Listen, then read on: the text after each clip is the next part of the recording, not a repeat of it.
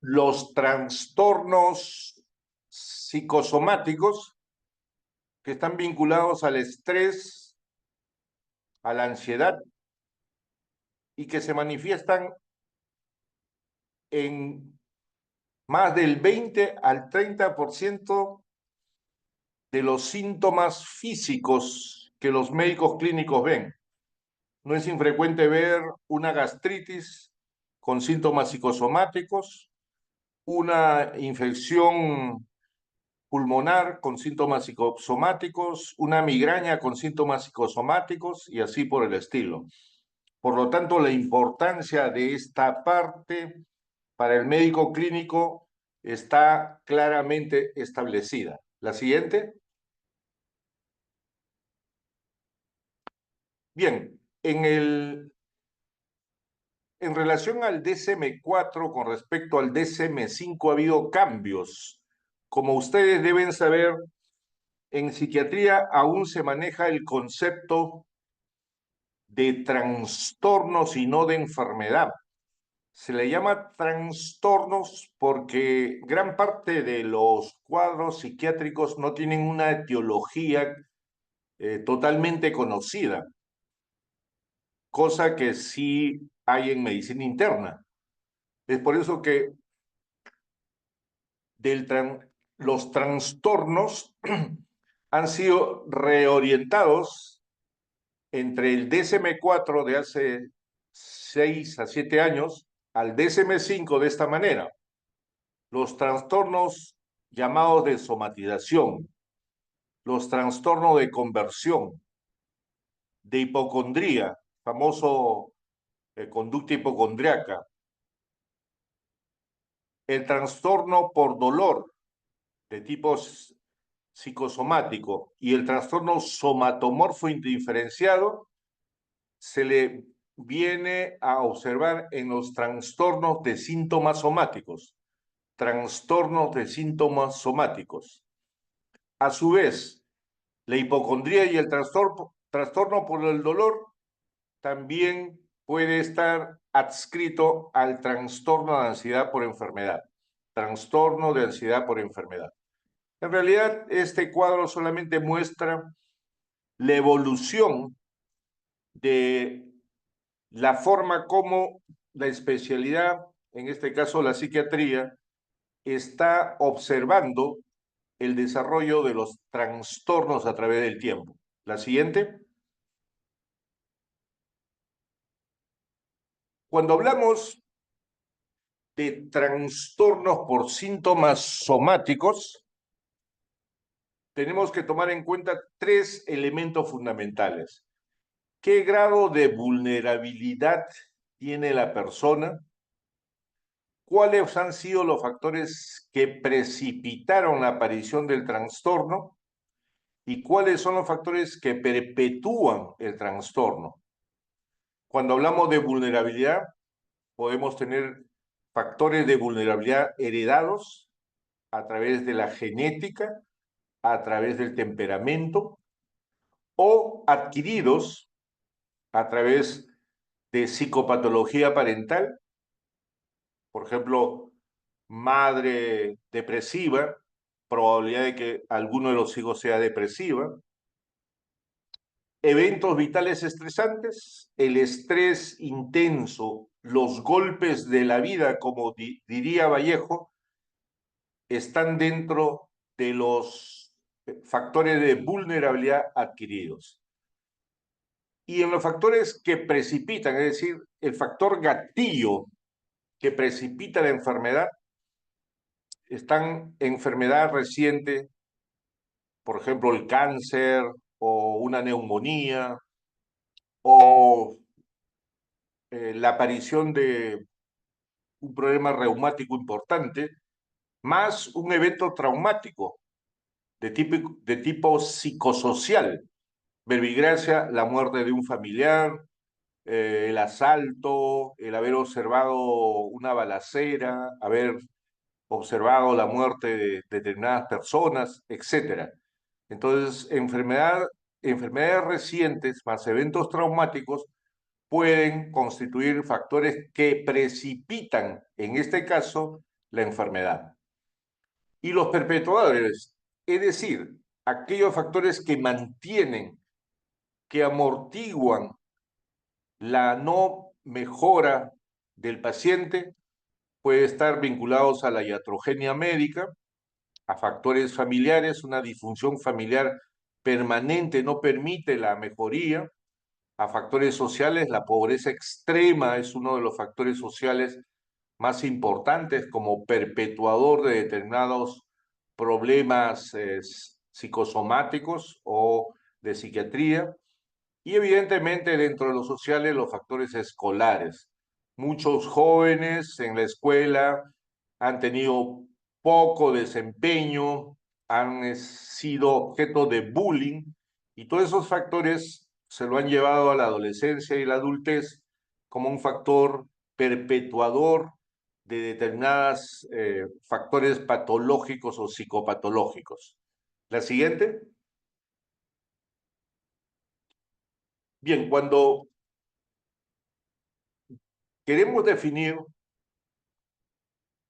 estos trastornos somatomorfos, en general son un grupo de trastornos definido por síntomas físicos que sugieren un trastorno médico para el que no existe una afección física demostrable.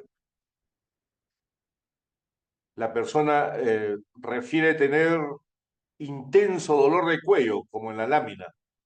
Se le hace todos los estudios, radiografías de columna, se le hace electromiografía de la zona, etcétera, y sale normal. Entonces, basado en esto, existe una presunción de que los síntomas guardan relación con factores psicológicos, porque teóricamente, desde el punto de vista biológico, no hay factores que pueden causar ese dolor, pero podría ser que factores psicológicos propios de esa persona estén expresándose como dolor. A eso se le llama somatización. Este proceso de somatización es común a todos los trastornos somatomorfos y se caracteriza por lo siguiente. Tiene que haber un estrés psicológico como síntomas somáticos, una conducta de enfermedad normal, falta de correspondencia entre la enfermedad percibida y la enfermedad documentada, la amplificación, proceso por el que las sensaciones físicas y los síntomas generan ansiedad en función de su importancia. Esta ansiedad a su vez aumenta los síntomas y a más síntomas más ansiedad y a más ansiedad más síntomas, generando en términos generales un sufrimiento notable del paciente y visitas médicas reiteradas a los centros de salud. Muchas veces estos pacientes se les identifica porque cuando ingresan a tu consultorio, tiene una historia ya gruesa, como si fuera varios años de tratamiento, porque el paciente en los últimos 6 meses ha pedido interconsulta con reumatología, con traumatología, con neurología, con medicina interna. Por ahí alguien pensó que era un problema endocrinológico, y así se va llenando el volumen de la historia, pero el médico acusado observa pues que todas las pruebas que le han hecho de las distintas especialidades son normales. Pero a pesar de eso, el paciente está convencido de que tiene algo importante que no le han sabido tratar. No es que no tenga nada, porque muchas veces los médicos dicen, felicitaciones, señor Guamán, usted no tiene nada. Su electromiografía salió normal. Su radiografía de columna ha salido normal. No tiene nada. Esa palabra puede empeorar los síntomas, porque en realidad sí hay. En este caso, factores sintomáticos de tipo psicológico. El trauma, el divorcio, una forma de depresión encubierta, etcétera, que tiene que ser observada por un médico con cierta capacidad de poder hacer ese tipo de diagnósticos. La siguiente. Entonces, el trastorno por somatización representa una forma extrema de somatización en la que se experimentan múltiples signos inexplicables en numerosos sistemas. Algunas formas crónicas de somatización no cumplen todos los criterios diagnósticos de trastorno por somatización y se clasifican como trastornos somatomorfos indiferenciados. Pero quedemos con el grupo de trastornos por somatización. Los indiferenciados son un área que ya merecería un especialista. ¿Por qué se caracterizan estos problemas de somatización? Primero, antecedente de muchos síntomas físicos o la idea de que está enfermo, que comienza antes de los 30 años, persiste durante varios años y origina una constante búsqueda de atención de parte de los facultativos, una combinación de los síntomas inexplicados siguientes. Por ejemplo, 4 síntomas dolorosos que afectan con mínimo a 4 lugares o funciones diferentes: cabeza, cuello, abdomen, espaldas, articulaciones, extremidades, tórax, recto, disfunción menstrual en caso de damas y dispareunia durante las relaciones íntimas o durante la micción. 2 síntomas digestivos, aparte del dolor. Un síntoma sexual, inapetencia, disfunción sexual, menstruación irregular, metrorragias excesivas, vómito durante el embarazo, etc.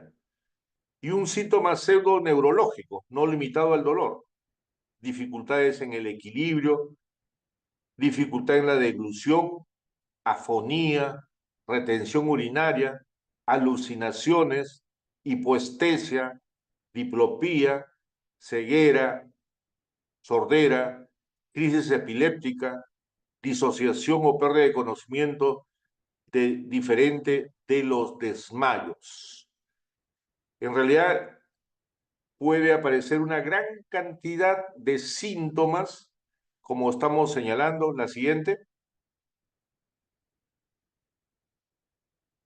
Y estos síntomas no son el resultado de una enfermedad médica identificada, o en caso de existir los síntomas, si sus efectos superan los que cabría esperar para dicha enfermedad. Los síntomas no se fingen conscientemente, ni se provocan de manera intencionada.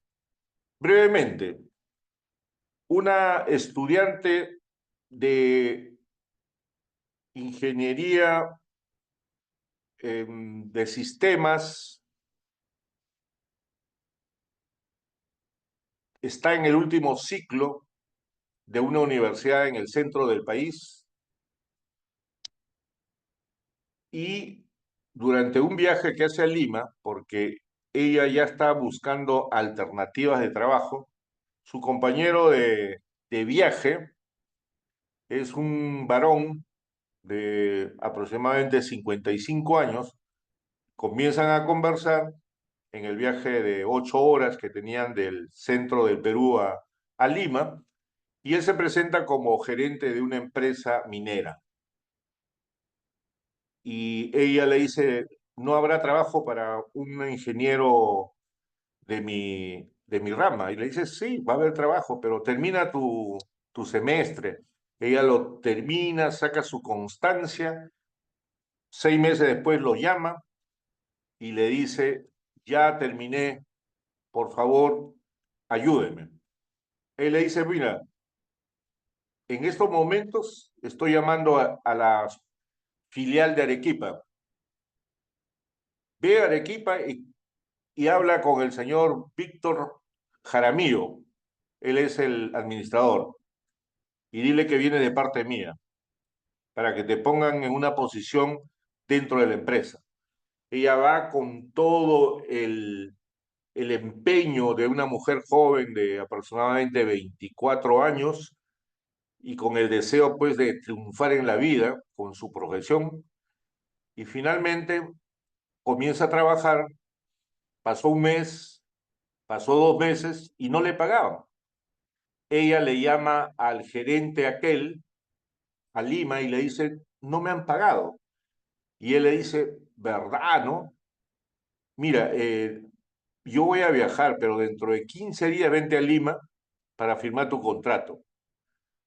Cuando ella viaja a Lima, la secretaria de la gerencia general, porque él era gerente general, le dice, ingeniera, el contrato ya está hecho, pero ha dejado encargado el gerente que lo va a firmar en esta dirección.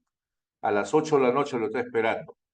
En realidad era el departamento del gerente.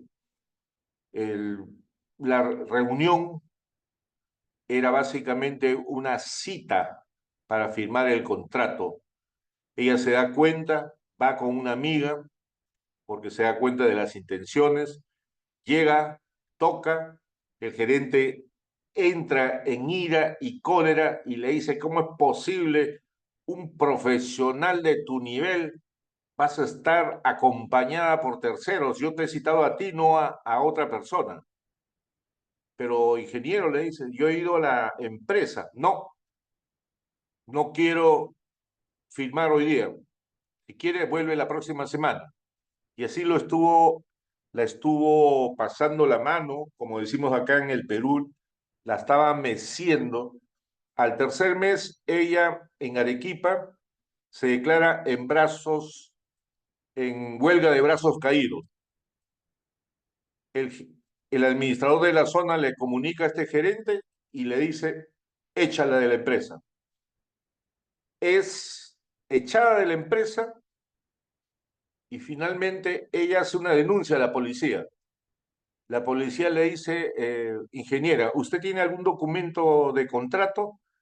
¿Cómo podemos, digamos, connotar que usted ha trabajado 3 meses? Y efectivamente no tenía nada. En ese momento vuelve a llamar y esta persona le dice, mira, tú sola te has puesto la soga al cuello. Yo ya no quiero saber nada de ti. Peor que eres sindicalista, no necesito ese tipo de personas. Estás despedida y si tú quieres hazme un proceso judicial, pero en realidad no te vamos a pagar nada porque te has portado mal.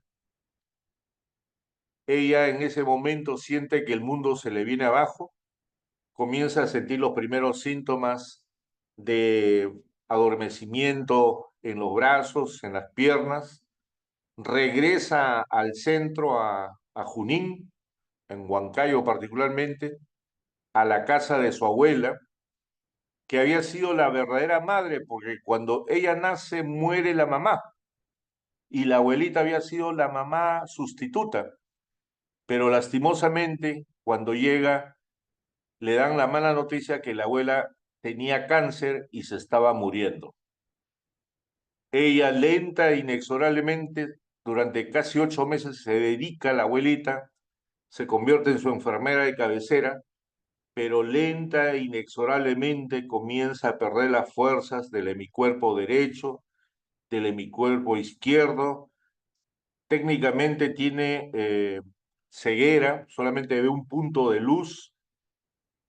Hipoacusia marcada, solamente escucha con el oído izquierdo si se le hablaba directamente al oído. Y finalmente, como en algún momento lo describimos en el hospital, ella se arrastraba como como si fuera pues una culebra para poder ayudar a su abuela, porque no podía mover las piernas, no podía mover las manos, no veía, escuchaba las justas. Finalmente la abuela muere y ella entra en crisis, es hospitalizada Luego remitida después de un mes de un hospital general al hospital Balizán. Hacemos toda la historia y encontramos pues que era un trastorno conversivo por somatización. El tratamiento consistió en una serie de medicamentos vinculados a mejora del estado de ánimo, antidepresivos, estabilizadores del ánimo y motivación. Alguna vez descubrimos que como tenía el oído izquierdo que podía escuchar algo, le decíamos, a ver, habla, y no podía hablar. Técnicamente ella no hablaba nada, y se le dio el reto al segundo mes de que diga, rápido corren los carros, rápido en el ferrocarril. Una trabalengua difícil, pero era un reto para ella. En el transcurso de los siguientes 15 días comenzó a repetir, solo repetía eso, no hablaba más, hasta que un día logró decir, rápido corren los carros, rápido en el ferrocarril.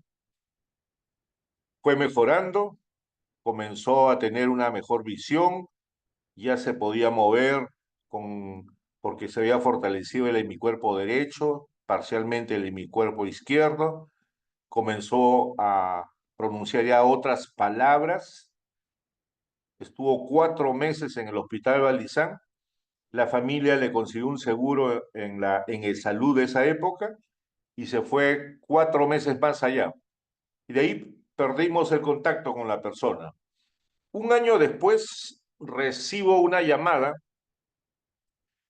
de una dama con una voz muy eh, agradable y me dice, doctor León, muy buenas tardes. Le habla a la señorita María Ramírez.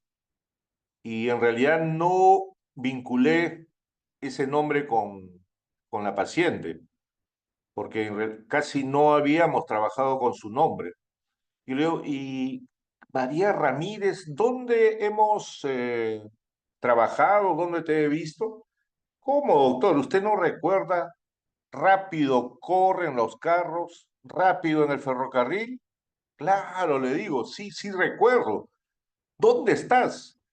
Me dijo que después de salir de salud había mejorado el 85%, trabajaba en una escuela como profesora y que iba a viajar fuera del país, pero quería agradecerme personalmente. Yo le digo, en el hospital. Me dijo, en el hospital no, doctor. Tengo trauma en el hospital. Entonces, la cité en mi consultorio particular, hablamos por algunos minutos, estaba bastante repuesta, en atención de que ella tenía en esa época ya 26 años, había sido jugadora de básquet de la selección de la Universidad del Centro, era una persona con mucha fuerza anímica y había salido de este martirologio que les he descrito, que es un trastorno somatomorfo. Bien, la siguiente.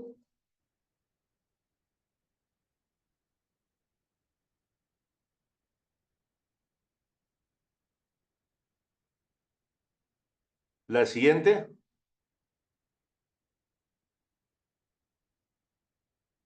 El trastorno por somatización debe ser diferenciado de trastornos médicos que se manifiestan con síntomas somáticos crónicos, múltiples, a veces vagos, inexplicables, ¿no? Entonces, debe descartarse la presencia de enfermedades tiroideas, sobre todo el hipotiroidismo y paratiroideas, enfermedades suprarrenales, porfiria, esclerosis múltiple, lupus, ¿no? Miastenia grave, fibromialgias, etcétera.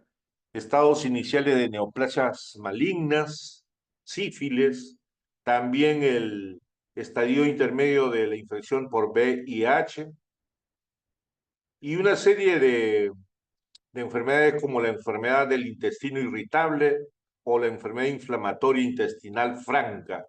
o el síndrome de fatiga crónico, que tienen características físicas que pueden confundir. Pero en el caso que les he relatado, era claro que el estresante psicosocial más intenso fue el haber sido estafada, engañada, manipulada por una persona sin escrúpulos y en segundo lugar, la muerte de la abuela, que era psicológicamente la mamá que ella tuvo. La siguiente. Entonces, con respecto a los trastornos psiquiátricos que se asocian con frecuencia a síntomas somáticos, también debería considerarse, por ejemplo, la esquizofrenia con múltiples ideas delirantes somáticas. Los pacientes esquizofrénicos a veces tienen las ideas de que tienen tumores o de que tienen determinados movimientos extraños en su abdomen, etcétera. Luego, el trastorno de angustia por síntomas episódicos que surge durante la crisis de angustia. El trastorno facticio, donde los síntomas son creados conscientemente y desempeñan en el enfermo un rol. O sea, ellos mienten para tener una ganancia secundaria. El trastorno de ansiedad generalizada también puede generar determinados trastornos por somatización, el abuso de sustancias psicoactivas, ¿no? Sobre todo cuando es un abuso por lo bajo, sin que nadie se dé cuenta. La siguiente. ¿Cuál es el tratamiento de este tipo de patología? Entonces, al abordar a un paciente con este trastorno, deben definirse algunas expectativas realistas del tratamiento. Entonces, primero, la tranquilización debe ajustarse con cuidado, a menudo se resisten a que se les tranquilice. El tratamiento debe hacer hincapié en la atención y no en la curación, porque un diagnóstico médico no resolverá totalmente los síntomas.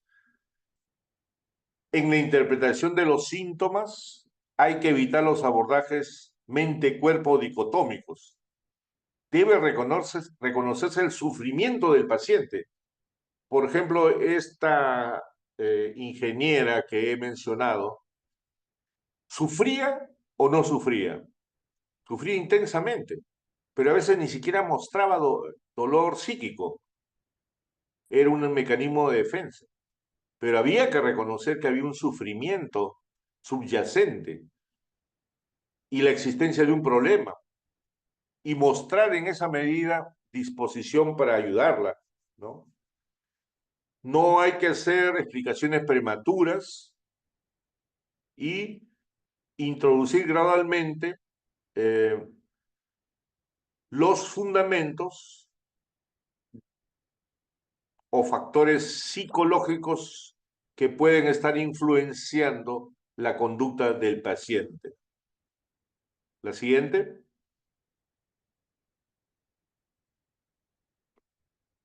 En ese tratamiento se programarán citas periódicas con el fin de eliminar la necesidad del paciente de manifestar síntomas para solicitar ayuda.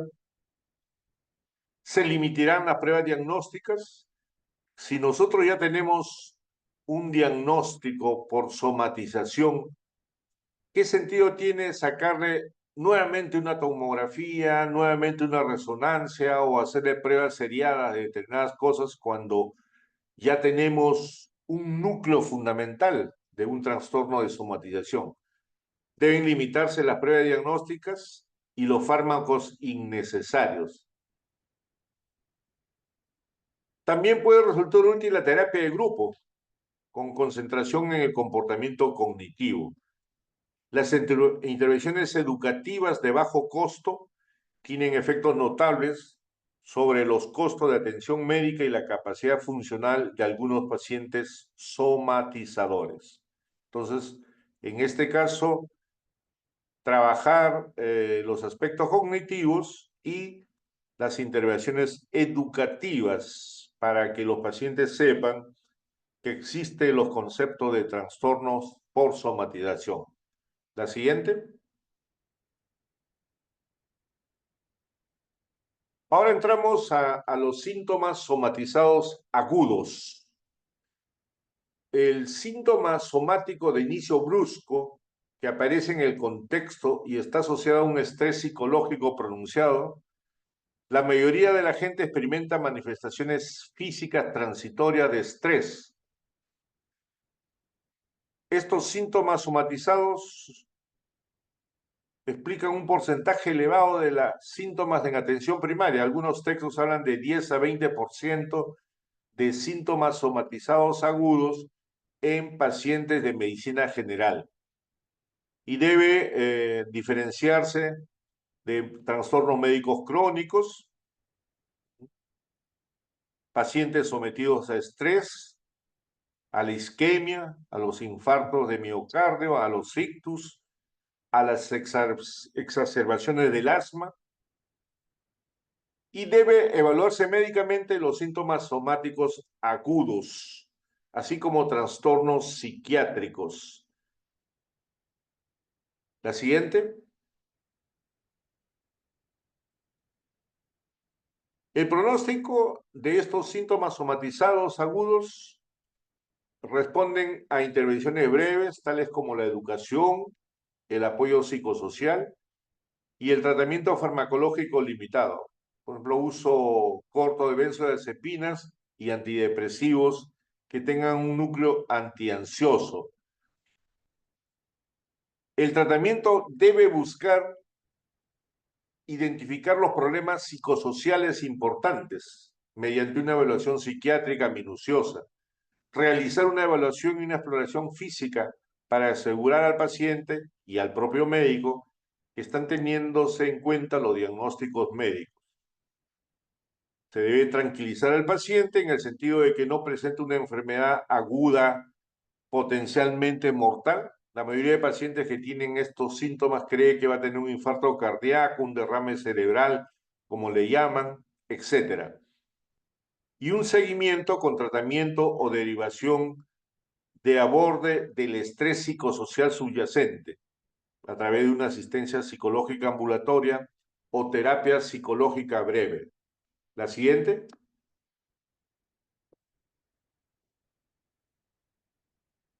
Ahora entramos a los trastornos de conversión.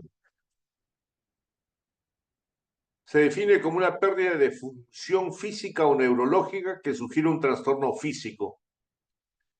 Los criterios para estos trastornos de conversión es pérdida o alteración de la función motora o sensitiva. Por ejemplo, parálisis, anestesia, parestesias, ataxia, ceguera, convulsiones. El caso que mencioné en el anterior acápite también tenía trastorno conversivo. Era un trastorno somatomorfo y conversivo. Los factores psicológicos se consideran asociados al inicio o a la exacerbación de los síntomas. Sin embargo, los criterios actuales no exigen la demostración de una relación simbólica específica entre los síntomas físicos y un factor psicológico estresante. Estos síntomas, la conversión, no se provocan conscientemente. Los síntomas no son resultados de una enfermedad médica, ni de consumo de sustancias psicoactivas o un comportamiento culturalmente sancionado. El síntoma causa sufrimiento o deterioro funcional. Los síntomas no se limitan a dolor o disfunción sexual. Ningún otro trastorno psiquiátrico explica mejor los síntomas conversivos en mención. Tuvimos el caso de un paciente varón que estuvo en tratamiento neurológico durante año y medio. Básicamente tenía una paraparesia de los miembros inferiores. Se le había hecho todo tipo de pruebas desde tratamiento o pruebas de electromiografía de ambos miembros, resonancia magnética cerebral, estudios relacionados a las pruebas tiroideas, paratiroideas, etcétera, etcétera, y nunca salió nada negativo, hasta que algún colega, neurólogo, decidió enviarlo a nuestro hospital. El problema fundamental de él era que caminaba como si fuera un patito, porque tenía hipoestesia y marcada disminución de la fuerza muscular de ambas piernas. Cuando se buscó hacia atrás algún factor, cuándo había surgido el problema, en realidad él refirió que se produjo cuando había tenido un accidente. Él tuvo un accidente principalmente en el hombro, pero lo que no olvidaba era que su compañera, que estaba al costado, que era la novia de la época, falleció por un traumatismo encefalocraneano. A partir de ese periodo comenzó lenta e inexorablemente a perder las fuerzas musculares de las piernas. El sentimiento de culpa era muy importante. Él decía que tenía la culpa de la muerte de su compañera,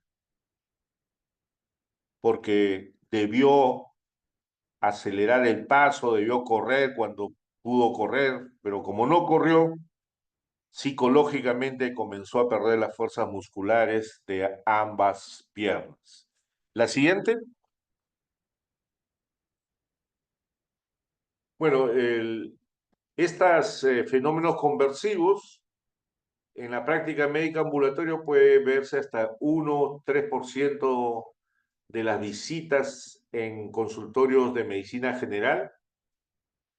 Es más prevalente en poblaciones rurales y en países cuyos contextos y estado socioeconómico son de pobreza.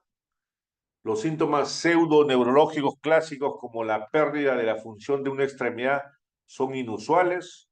Otros síntomas de conversión menos espectaculares, por ejemplo, dolor torácico ante el fallecimiento de un familiar por crisis cardíaca, son más frecuentes. Muchos autores consideran que la crisis no epiléptica psicógena, pseudocrisis convulsiva, son una manifestación frecuente del trastorno de conversión. Hay lo que se llama una crisis psicógena epiléptica o pseudocrisis convulsiva. La siguiente.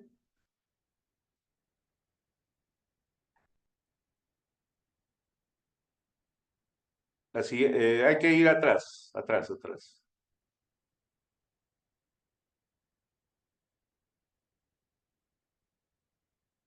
Atrás. Ya, ahora avanza, por favor, avanza. Avanza. Sigue. Sigue, por favor.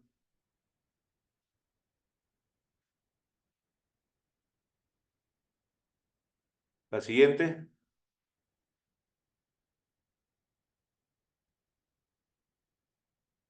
Ya, la hipocondría.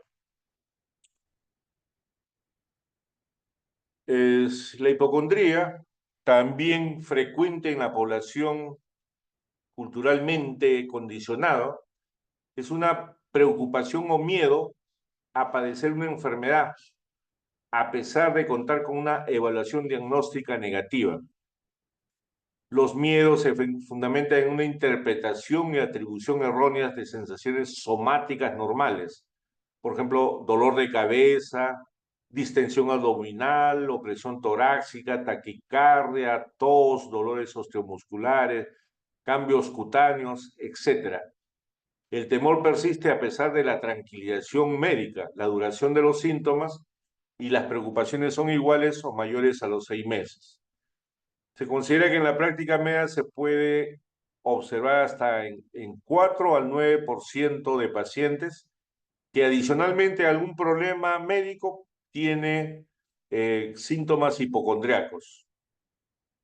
Entonces, antes de llegar al diagnóstico de hipocondría, deben descartarse enfermedades reumatológicas, endocrinológicas, neurológicas, infecciosas, malignas ocultas, fibromialgia, síndrome del intestino irritable, etc. La siguiente.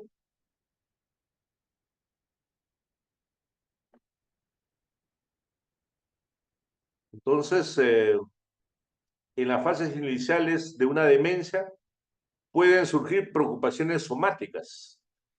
La disfunción cognitiva es una observación fundamental en estos casos. Una preocupación somática aislada de proporciones delirantes puede catalogarse como trastorno delirante de tipo somático, cuando están ausentes otros signos y síntomas de esquizofrenia franca. La preocupación somática limitada a una preocupación relativa al aspecto personal puede clasificarse como un trastorno dismórfico corporal. En este caso, el trastorno dismórfico corporal es que la persona tiene la convicción de que tiene, por ejemplo, una oreja, un pabellón auricular más grande que el otro y tiene vergüenza de caminar por la calle. A eso ya tiene la característica de un trastorno dismórfico corporal. La siguiente. Entonces, en la hipocondría hay que trabajar en la psicoterapia. La terapia de apoyo puede ser útil. Los médicos clínicos tenemos el deber de hacer terapia de apoyo cuando consta de la siguiente. Primero, información exacta acerca de los síntomas, educación acerca de la percepción e interpretación errónea de los síntomas, y desde el punto de vista especializado, la terapia cognitiva conductual se ha convertido en el tratamiento de elección cuando está disponible. Y bueno, hay una serie de métodos que se utilizan desde educar, alterar los patrones de pensamiento, ¿no? Y también eh, exposición paulatina a situaciones temidas y vínculo de situaciones somáticas que desencadenan la ansiedad y el incremento de la actividad hipocondríaca autónoma en este caso. La siguiente. Los antidepresivos a menudo reducen los síntomas hipocondríacos en los pacientes deprimidos con preocupaciones somáticas. Los IRS, inhibidores selectivos de recaptación de serotonina, y los tricíclicos pueden resultar útiles en los pacientes cuya preocupación somática forma parte de un síndrome obsesivo compulsivo. Los fármacos frente a la angustia son útiles en pacientes con angustia e hipocondría. Por ejemplo, los SIRS también, las benzodiazepinas. De otra forma, lo que se emplea, la fluoxetina o paroxetina en dosis de hasta 60 miligramos. Recuerden que hay fluoxetina de 20 miligramos y paroxetina de 20 miligramos. Puede darse hasta 3 tabletas. Sertralina en dosis de al menos 150 miligramos. Recuerden que la sertralina es de 50 miligramos. Debería darse 3 en estos casos para que pueda ir regulando esas sensaciones hipocondríacas de nuestros pacientes. La siguiente. Y aquí viene lo que hablamos brevemente en alguna de las láminas. El trastorno dismórfico corporal. La persona está convencido que su rostro o su cuerpo es deforme. no sale de día, solo de noche, porque tiene vergüenza de mostrarse, se ve en un espejo y se ve deforme, a pesar de que la familia, el propio médico se da cuenta que no hay ninguna deformidad. Entonces, se caracteriza por una preocupación acerca de defectos imaginados o exageración de rasgos reales del aspecto físico. Comienza en la adolescencia y puede irse por toda la edad intermedia y madura. Y hay pues el sentimiento generalizado que una parte corporal es fea, está distorsionada o es totalmente defectuosa.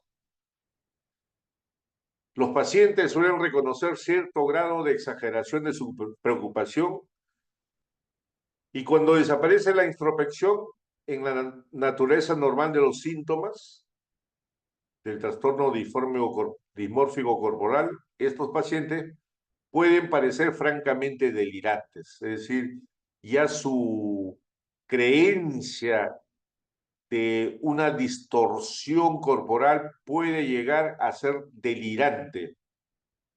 Entonces, generalmente ellos consultan con dermatólogos, con médicos de atención primaria, con cirujanos plásticos, suelen someterse frecuentemente a cirugías innecesarias y otras intervenciones estéticas. Hace unos 20 años recibí un paciente que tenía el antecedente que de los 14 años había descubierto que sus dos pabellones auriculares eran de Dumbo, era como de un elefante. Tal era así que cuando estaba en la escuela secundaria le decían Dumbo y él siempre tuvo una vergüenza terrible de mostrarse ante los demás. Siempre iba con un chullo, porque este era un paciente de la sierra, y generalmente solo salía de noche para que nadie vea su oreja. Él juró de que cuando iba a iniciar su edad adulta iba a trabajar y operarse la oreja, los pabellones auriculares. Y efectivamente, cuando lo recibí, ya se había sometido a 3 operaciones quirúrgicas, operaciones estéticas, disminuyendo los pabellones auriculares. A pesar de que los pabellones auriculares eran pequeñísimos, como si fuera un cuy, él seguía pensando de que eran demasiado grandes. Incluso preparaba el dinero para hacerse una cuarta operación.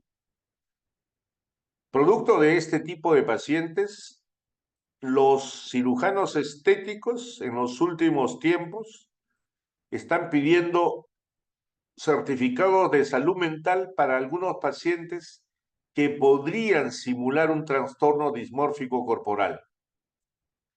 Finalmente, el paciente en mención recibió sertralina, 100 miligramos, 2 tabletas, sulpiride, que es un antipsicótico, pero en pequeña dosis quita las ideas, en este caso de fealdad, recibió 200 miligramos y un medicamento para dormir. A la vuelta de 20 a 30 días mejoró al 50%, al año había mejorado al 80%, ya salía sin ninguna dificultad a la calle, comenzó a hacer una vida nueva, trabajó públicamente porque no trabajaba por esa molestia, comenzó a trabajar en ventas, le fue muy bien, eh, se enamoró, estuvo de novio con una persona que la acompañaba, etcétera. Es decir, este trastorno dismórfico corporal que tenía un tono delirante, técnicamente lo había apagado durante más de 10 años. Pero evidentemente el tratamiento puede ser de importancia. La siguiente.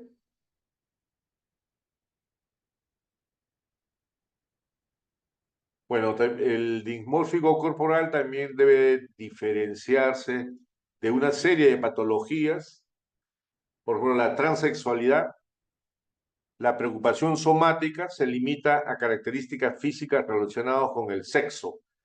En la esquizofrenia con ideas delirantes, los pacientes manifiestan signos y síntomas psicóticos asociados.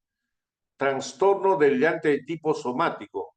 No hay síntomas del espectro de la esquizofrenia aparte de las ideas delirantes, y la idea delirante somática no se limita a la preocupación sobre el aspecto corporal, sino sobre el aspecto sexual en este caso. Entonces, en estos casos, en general, debe evitarse la cirugía, porque evidentemente el tratamiento no es quirúrgico, porque las ideas van a continuar, tal como lo hemos señalado en ese caso clínico. La siguiente. El trastorno facticio es un trastorno donde la persona genera mentiras patológicas y descripciones dramáticas de determinados antecedentes médicos. Es el paciente mentiroso, de alguna forma. El trastorno facticio se caracteriza por la producción intencionada o fingimiento de signos o síntomas físicos y psicológicos. Los pacientes suelen describir erróneamente sus antecedentes médicos de manera dramática.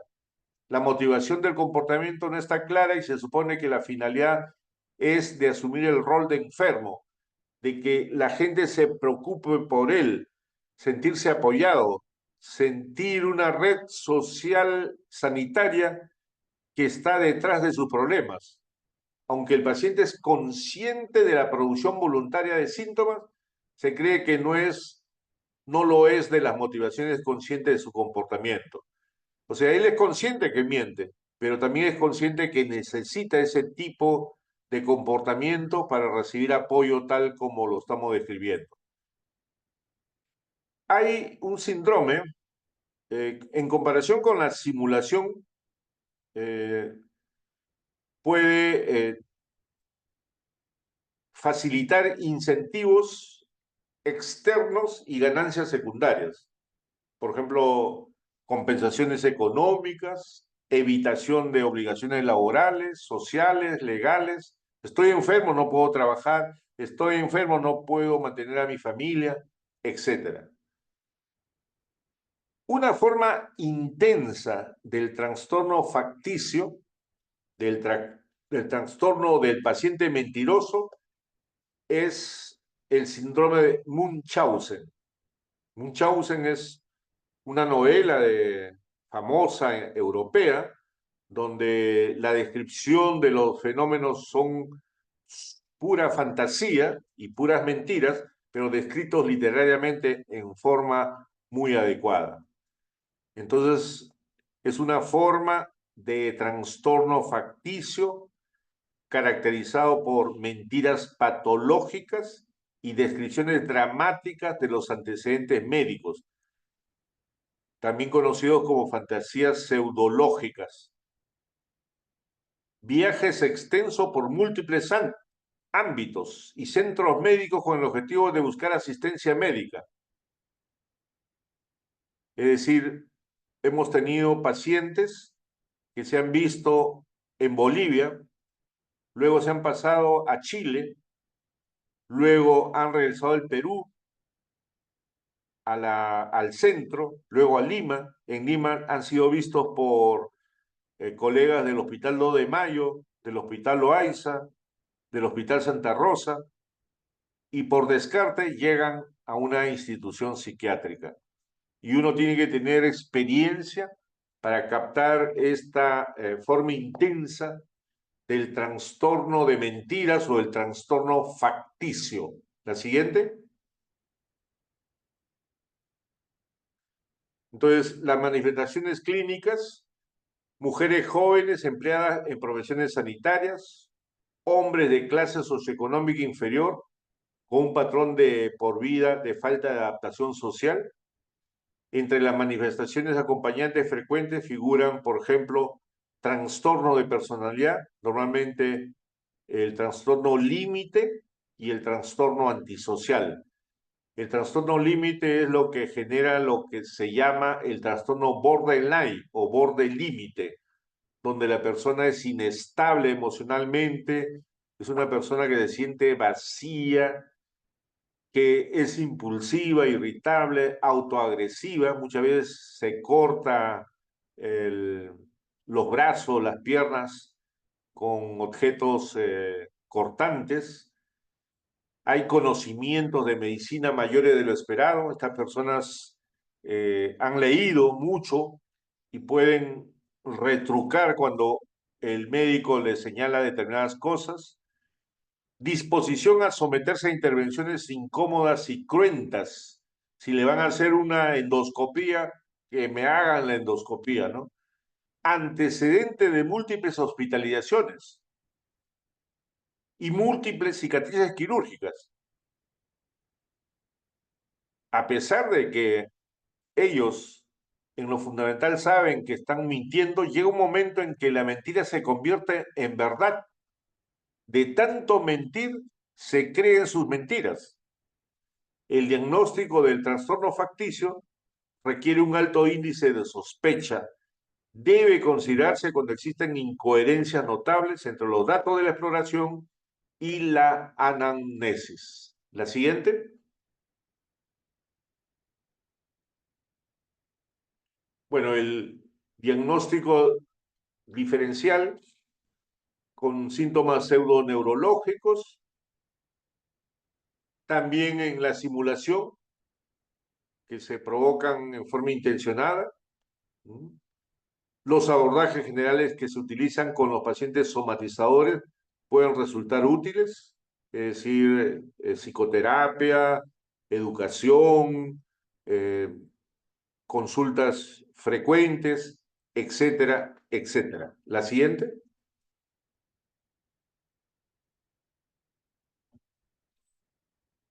Entonces, la confrontación como parte del tratamiento se encuentra normalmente con la negación e ira. Cuando uno lo confronta a estos pacientes, usted no tiene nada, se ponen iracundos y niegan. Y estos pacientes frecuentemente piden su alta en contra del consejo médico.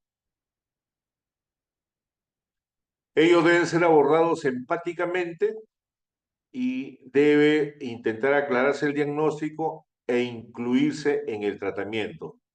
Los médicos deben evitar actuar negativamente con la ira o el tono acusador. Una descripción del diagnóstico y las características del trastorno facticio, una exploración de los riesgos asociados al comportamiento, una expresión genuina de interés en alcanzar el diagnóstico exacto y una oferta de tratamiento puede tener éxito en lo que se refiere a ganarse la confianza del paciente. Esto se los digo a ustedes, futuros clínicos generales y futuros especialistas de diversas ramas, que nosotros hemos constatado, por ejemplo, los fines de semana no es infrecuente que al hospital de emergencia de adultos que está en Miraflores lleguen muchas personas con intento de suicidio, sobre todo damas jóvenes, que después de haber peleado con el enamorado, intentan suicidarse tomando Racumín o tomando un blister de clonazepam, etcétera, etcétera. Me contaba uno de los residentes que rota acá en el hospital, que era de emergenciología, que cuando llegan ese tipo de pacientes a las 2, 3 de la mañana, lo ve el residente mayor de tercer año y le llama al asistente que está durmiendo. Y le dice, doctor, ha llegado una campeona. Le dicen campeona porque generalmente toman campeón, que es un veneno. Y el asistente le dice, ¿y puede campeonar? No, no pasa nada. Ya dale su hidratación porque ya el veneno ya pasó, ha vomitado y a las 8 de la mañana le das de alta. A los campeones hay que hacerlos campeonar en su casa. Esa era la forma como percibían. Médicos que consideran que ese tipo de conductas que aparentemente son mentirosas, que aparentemente son manipuladoras, que aparentemente quieren llamar la atención, simplemente no son síntomas, son manipulaciones puras. Por lo tanto, si son manipuladoras, hay que ponerlos en su sitio y sacarlo del hospital. Craso error, porque se ha demostrado que una persona que tiene intento de suicidio 1, 2 veces, tiene 50% de posibilidades de suicidarse verdaderamente a la tercera o cuarta vez. Porque simplemente los médicos dijeron, no, no pasa nada, es una campeona, es una manipuladora. Y en el trastorno facticio pasa lo mismo. La siguiente. Aquí entra otro aspecto que es la simulación. Ya la simulación es una producción intencionada de síntomas y signos o representación errónea de los antecedentes. El comportamiento se asocia y resulta estimulado por una ganancia secundaria, claramente identificable. Los pacientes simuladores en su mayoría son hombres. La simulación coexiste a menudo con trastorno de personalidad del grupo B, normalmente los tipos límite y antisocial. Los trastornos de conversión y facticio deben descartarse antes de llegar a un diagnóstico único de simulación. Pero también puede haber cuadros mixtos entre simulación y trastorno de conversión o trastornos facticios. La siguiente. Los pacientes simuladores suelen reaccionar con ira a la sugerencia que están provocando de manera intencionada sus síntomas. Ya hemos visto que ellos necesitan empatía, comprensión. El hecho de que estén simulando no significa que no haya una base psicosocial que los lleva a simular. A estos pacientes se les debe dar beneficio de la duda desde el punto de vista diagnóstico y tratarlo de forma respetuosa y compasiva con el objeto de aclarar el diagnóstico y dirigir su tratamiento. Cualquier decisión de efectuar registros en el paciente, su habitación o sus pertenencias, debe comentarse a fondo con él y deben documentarse minuciosamente las medidas para controlar los riesgos que podría tener en relación a las conductas simuladoras. La siguiente. Bien, es de la bibliografía básica.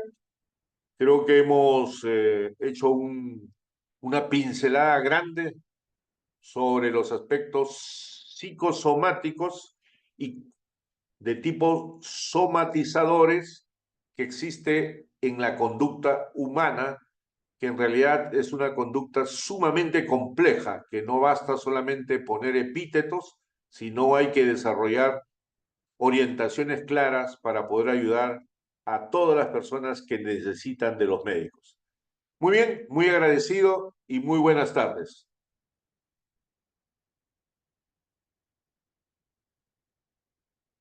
Muchas gracias, doctor. Gracias, doctora. Hasta luego. Hasta luego. Hasta luego, doctor.